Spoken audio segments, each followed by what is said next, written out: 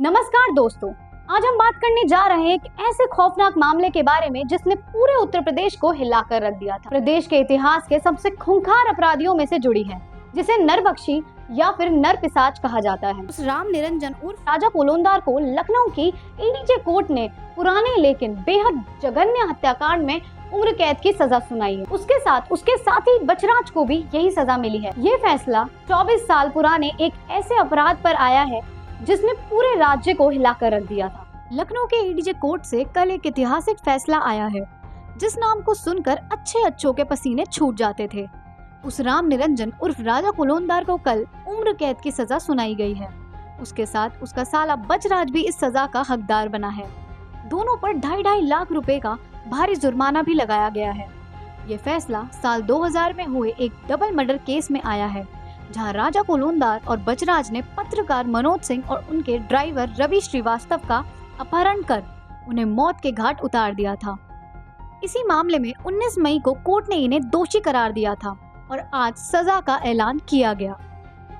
राजा कोलोनदार का नाम सुनकर ही किसी के भी रोंगटे खड़े हो सकते हैं। प्रयागराज के नैनी स्थित शंकरगढ़ के हिन्नौती गांव का रहने वाला ये शख्स अपनी ही क्रूरता के लिए कुख्यात है। उस पर सिर्फ एक मामला ही नहीं बल्कि 14 से भी ज्यादा हत्या के मामले दर्ज हैं। पुलिस रिकॉर्ड्स और स्थानीय रिपोर्ट्स बताती हैं कि ये शख्स लोगों की हत्या कर उनके शरीर के टुकड़े टुकड़े कर देता था। लेकिन जो बात उसको निरपिशाच बनाती है वो और भी विभत्स है। खबरों के मुताबिक वह अपने शिकार की खोपड़ी से भेजा निकालकर उसे उबालकर उसका सूप बनाकर पीता था। यह सुनकर कोई भी सिहर उठेगा और इंसानियत पर से विश्वास उठ जाएगा। ये पहला मौका नहीं है जब राजा कोलोनदार को सजा मिली है। 2012 में इलाहाबाद हाई कोर्ट ने उसे एक और पत्रकार धीरेंद्र सिंह की हत्या के मामले में उम्र कैद की सजा सुनाई थी। यानी जघन्य अपराधों की एक लंबी फहरिस्त है इस शख्स की। उसके आतंक का अंदाजा इसी बात से लगाया जा सकता है कि उसकी गिरफ्तारी के बाद ही लोगों ने राहत की सांस ली थी। जिस मामले में कल सजा सुनाई, उसकी कहानी 23 जनवरी 1999 को शुरू हुई थी। पत्रकार मनोज सिंह को लखनऊ के नाका हिंडोला से प्रयागराज जाना था। उन्होंने 1400 रुपए में एक टाटा सूमो बुक की। ड्राइवर रवि श्रीवास्तव के साथ मनोज भी गाड़ी में बैठे थे।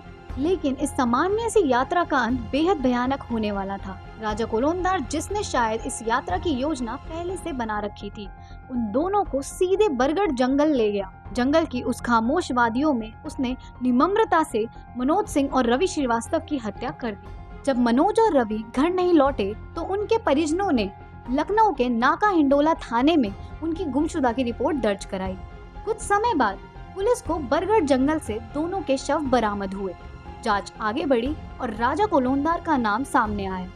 इसके बाद शुरू हुआ न्याय की लंबी लड़ाई का सफर, जो कल जाकर एक मुकाम पर पहुंचा है।